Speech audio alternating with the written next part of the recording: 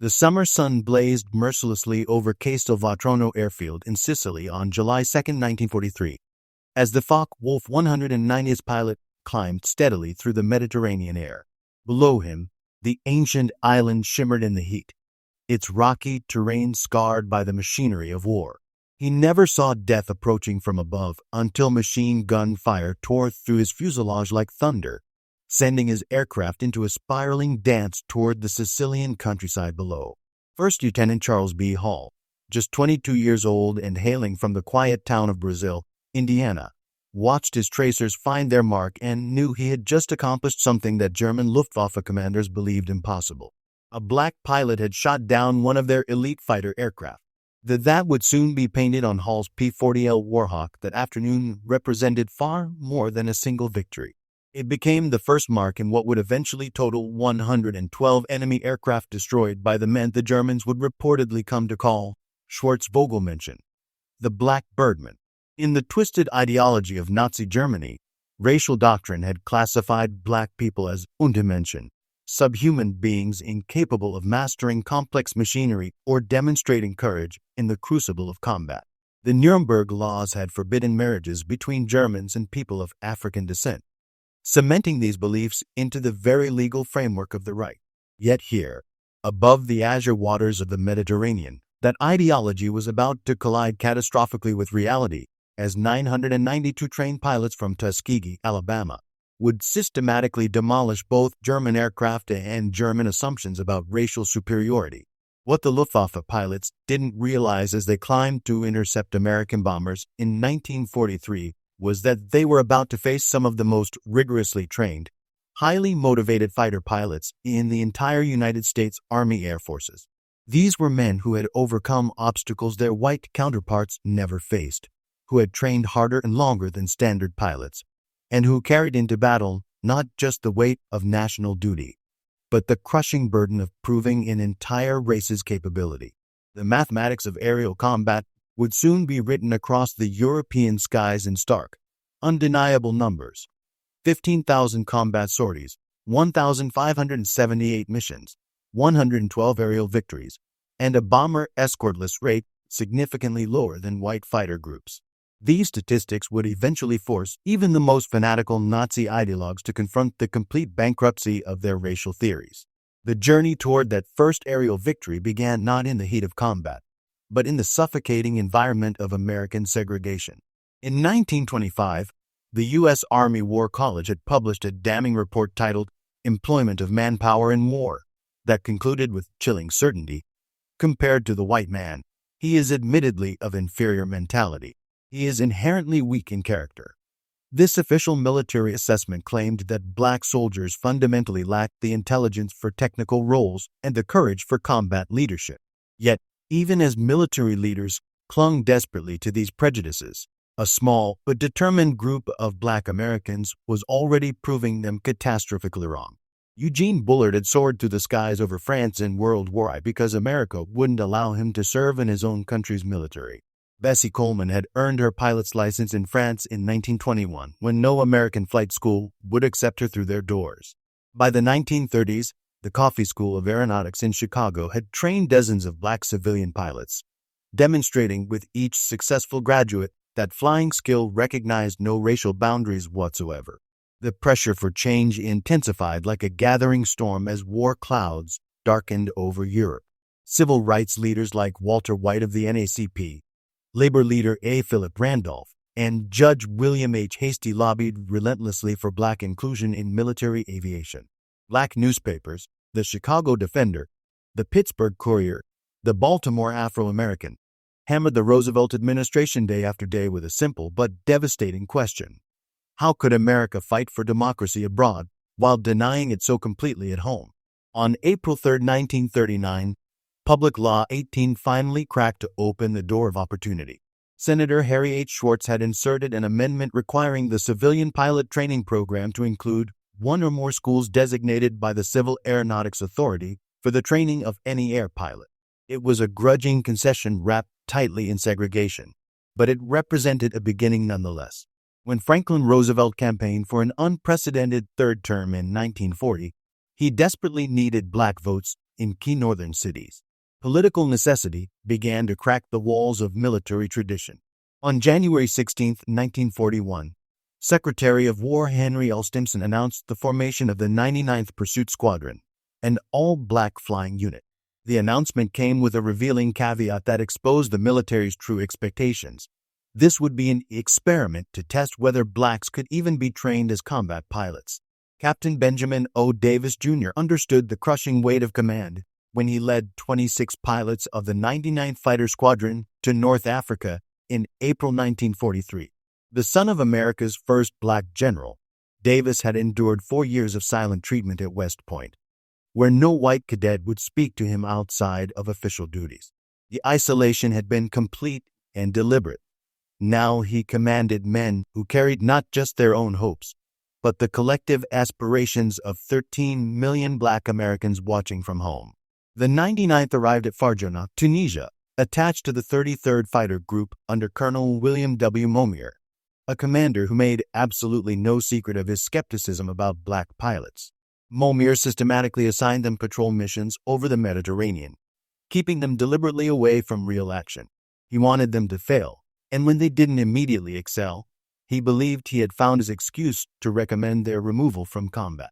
The morning of June 2, 1943, marked their first combat mission, an attack on the Italian-held island of Pantelleria. As their worn P-40 Warhawks climbed toward their targets through the clear Mediterranean air, German fighters suddenly materialized like deadly phantoms. The Tuskegee pilots held their formation with iron discipline, protecting their bombers at all costs.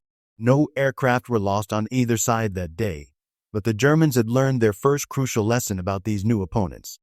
These pilots wouldn't break under pressure, but it was July 2, 1943, that changed everything forever. Charles Hall was flying his 8th mission, escorting B-25 Mitchell bombers attacking Castelvetrano airfield in Sicily, when two Focke-Wulf 190s bore down on the bomber formation like hunting wolves. Hall later testified with remarkable clarity, "I saw two Focke-Wulfs following the bombers just after the bombs were dropped. I headed for the space between the fighters and bombers and managed to turn inside the Jerrys. I fired a long burst and saw my tracers penetrate the second aircraft. He was turning to the left but suddenly fell off and headed straight into the ground." When Hall's P-40 touched down at base, the entire installation erupted in celebration. Black ground crews who had endured months of insults and discrimination from white personnel finally had their definitive answer to every slight and degradation they had suffered. Hall's victory represented far more than a single downed aircraft. It was the first aerial kill by a black American pilot in U.S. military history, a moment that cracked open possibilities previously considered impossible. By January 1944, the 99th Fighter Squadron had been in combat for 7 grueling months, but Colonel Momier had filed a devastating report claiming they lacked aggressiveness and recommending their complete removal from combat operations. The report reached General Henry Hap Arnold, who prepared to shut down the entire experiment, convinced that the critics had been right all along. Then came Anzio, and everything changed. On January 27, 1944, the Luftwaffe launched massive coordinated raids against Allied forces at the Anzio beachhead. 15 pilots of the 99th, flying their obsolete P-40s, encountered superior Focke-Wulf 190s over the battlefield. What followed would silence their critics forever and rewrite the narrative of black military capability. The 99th shot down multiple enemy aircraft in fierce combat. Sources vary between 8 and 13 kills over 2 intense days of fighting. Captain Charles Hall claimed 2 more victories, bringing his personal total to 3 confirmed kills. In just 2 days, flying inferior equipment against a determined enemy, they had destroyed more German aircraft than they had managed in their previous 7 months of combat combined. The War Department launched an immediate comprehensive study comparing the 99th with other P-40 squadrons and reached an inescapable conclusion. They were performing just as well as any white units in similar circumstances. The stunning success at Anzio proved definitively that black pilots could not only compete in aerial combat, but could excel when given proper equipment and opportunity. In May 1944, the 332nd Fighter Group, combining the 99th, 100th, 301st, and 302nd Fighter Squadrons, received orders that would transform them from military outcasts into legends. They would join the 15th Air Force as bomber escorts, flying the long, dangerous missions deep into the heart of Nazi Germany, missions that would test every aspect of their training, courage, and skill. Colonel Benjamin Davis gathered as pilots at Romitelli Airfield on Italy's Adriatic coast and delivered words that would define their entire combat philosophy. We cannot afford to lose bombers. Our job is not to be aces. Our job is to bring those bombers home.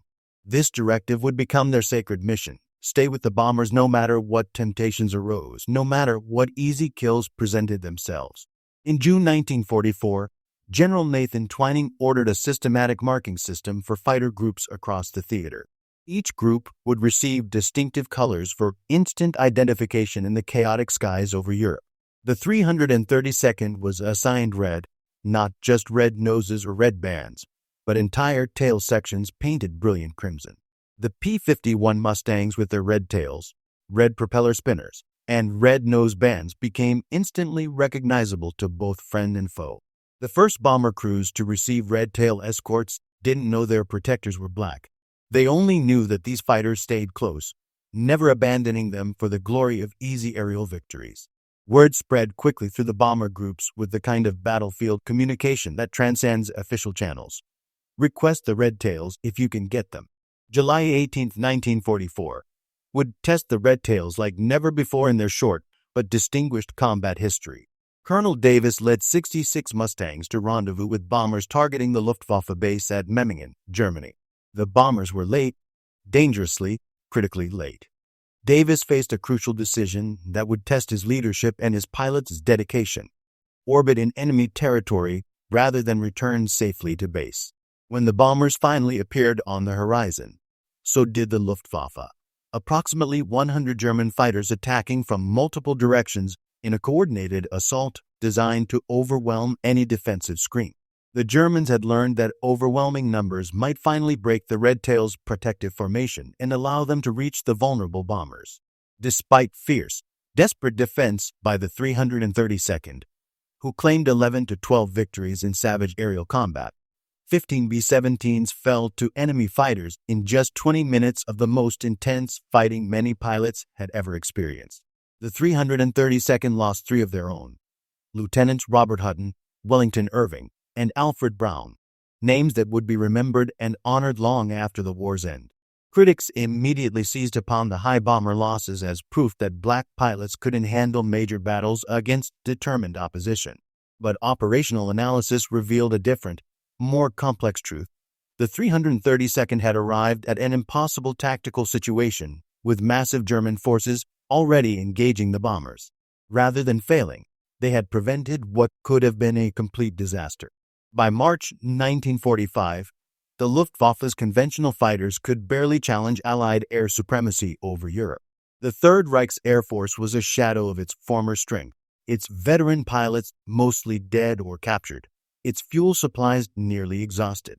But Germany had one last technological card to play: the Messerschmitt Me 262, the world's first operational jet fighter. With a top speed of 540 miles per hour, it could outrun any propeller-driven aircraft in the sky, representing a quantum leap in aviation technology.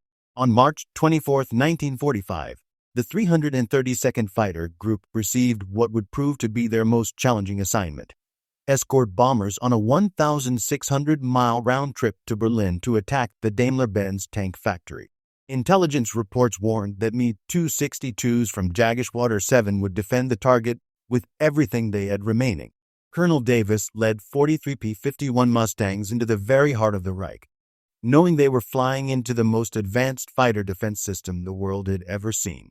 As they approached Berlin through increasingly hostile airspace, Me-262s appeared in numbers that took even experienced pilots by surprise, the largest jet fighter force ever assembled for a single interception.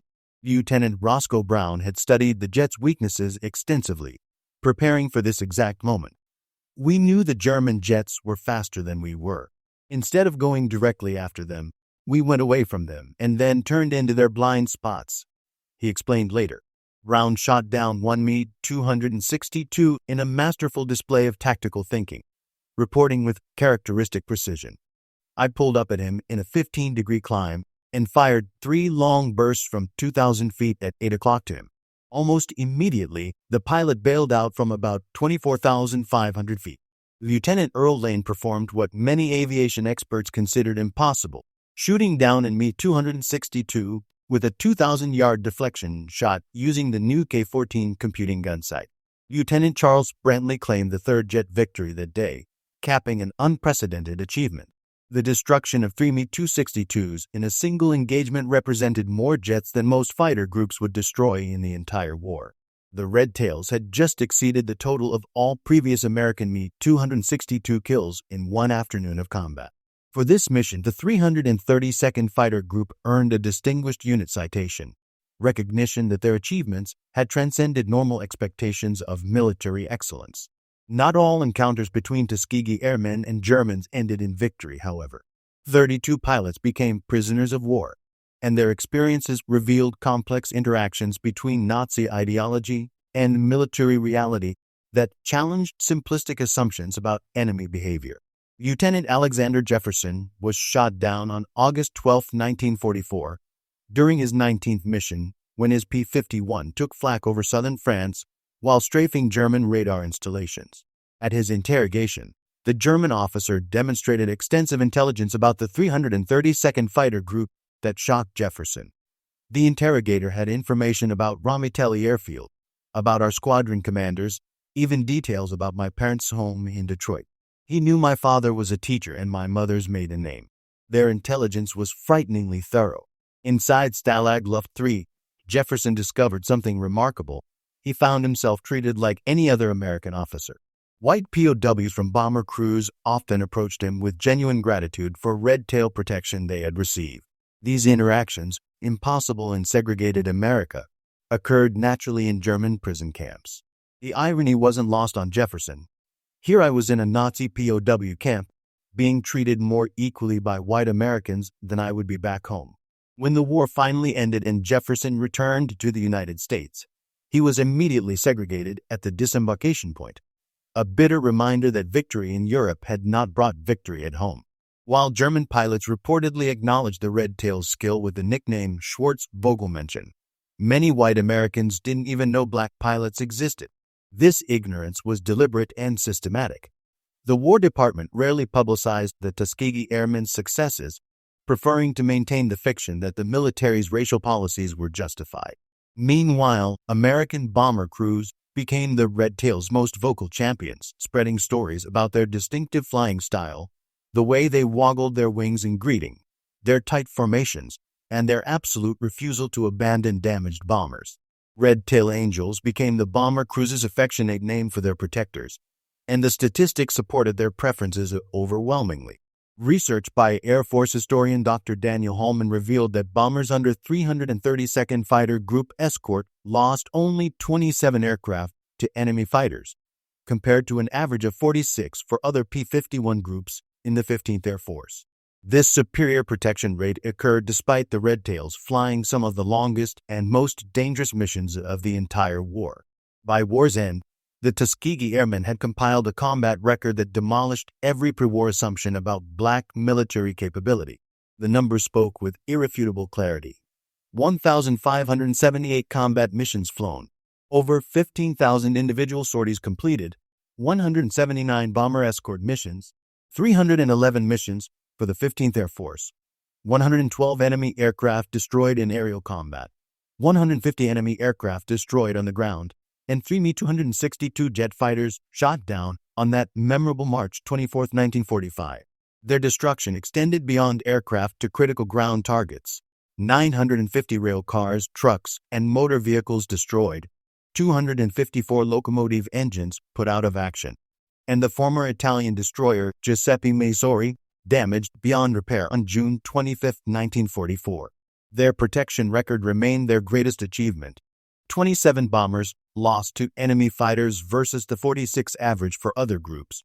A superior protection rate maintained consistently across 179 escort missions. Individual achievements dotted their record like stars. Lee Archer with 4 confirmed victories. Joseph Ellsbury with 4 victories, including 3 FW-190s on July 12, 1944. Edward Toppins with 4 victories. and Clarence Lester with 3 kills in one mission on July 18, 1944. The decorations they earned told their own story of valor. 96 Distinguished Flying Crosses for 332nd Fighter Group pilots, 744 Air Medals, 14 Bronze Stars, 8 Purple Hearts, 3 Distinguished Unit Citations for the 99th Fighter Squadron, and 1 Distinguished Unit Citation for the 332nd Fighter Group. The human cost remained sobering. 66 pilots killed in action, 32 pilots captured as prisoners of war, and 84 killed in training and non-combat missions. Each number represented not just a statistic, but a life cut short, dreams unfulfilled, families forever changed by the price of proving their worth. The transformation from mockery to respect wasn't just about raw courage. It reflected superior American training methods and technological advantages that the Red Tails wielded with mathematical precision. At Tuskegee, pilots flew more hours than their white counterparts, 300 compared to 200 for white pilots. They practiced formation flying obsessively, knowing that in combat, discipline would be their crucial edge over more experienced enemies. The washout rate at Tuskegee reached 60% compared to 40% for white cadets, creating what Colonel Noel Parrish, Tuskegee's commander, called a super-selected group.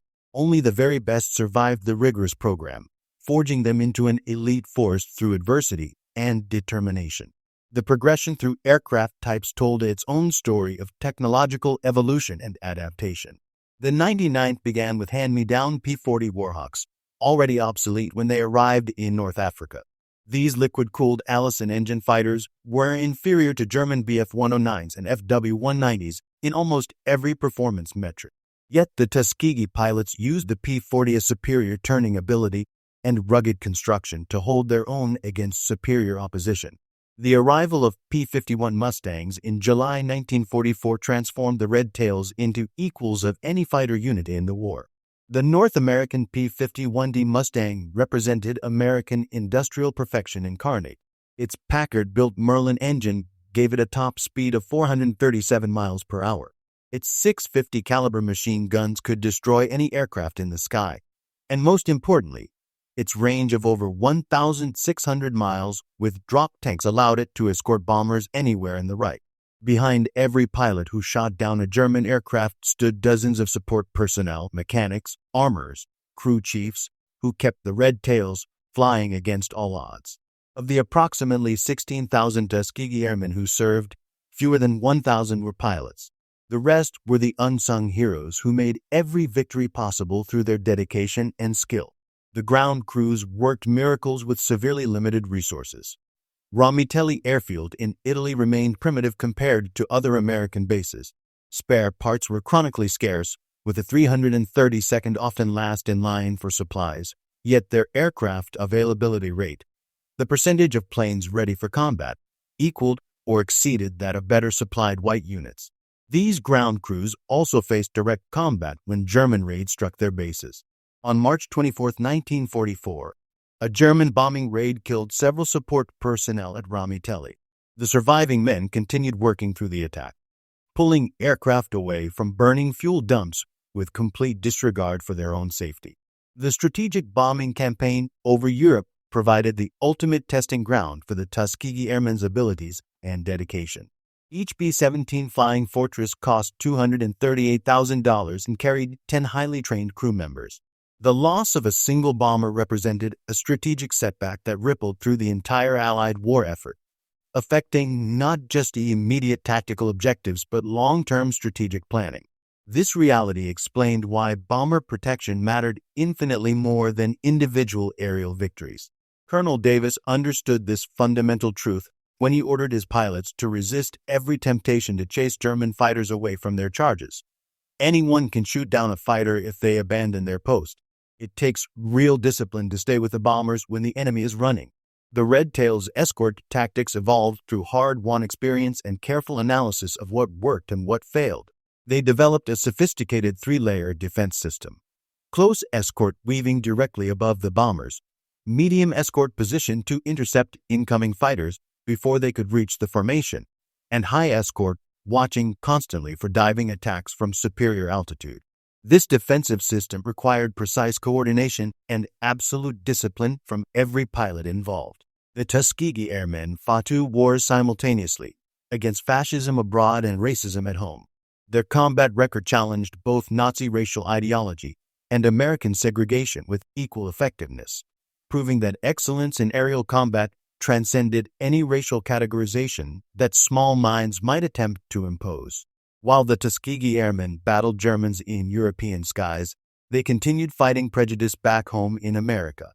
Their victories over the Luftwaffe made headlines in black newspapers across the country, but were systematically minimized or completely ignored by the mainstream press. The Pittsburgh Courier's Double V campaign, Victory Against Fascism Abroad and Racism at Home, used the Tuskegee Airmen as prime examples of black capability and patriotism.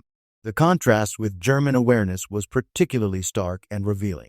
By 1945, the Luftwaffe reportedly knew exactly who flew the red-tailed Mustangs, calling them Schwarzvogelmenschen in apparent recognition of their skill and effectiveness.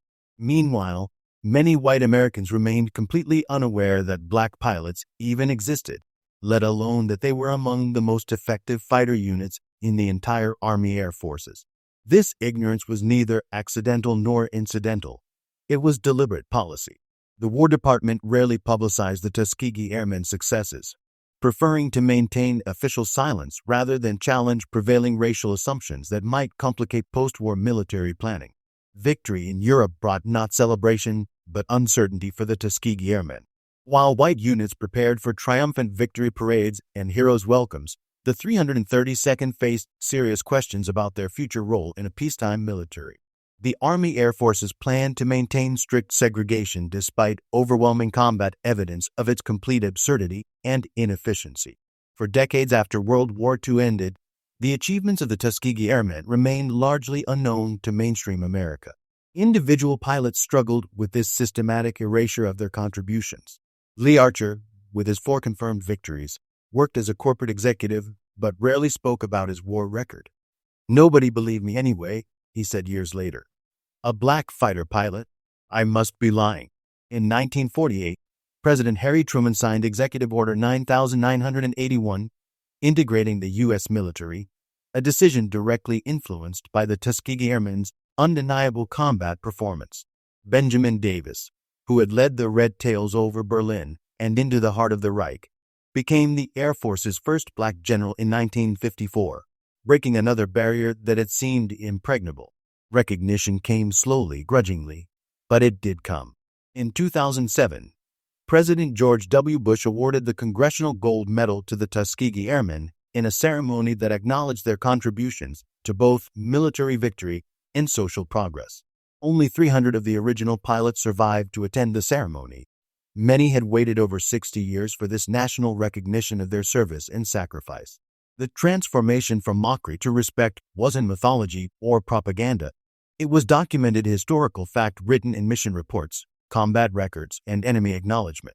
The numbers remain irrefutable testament to their achievement. 112 aerial victories against the vaunted Luftwaffe.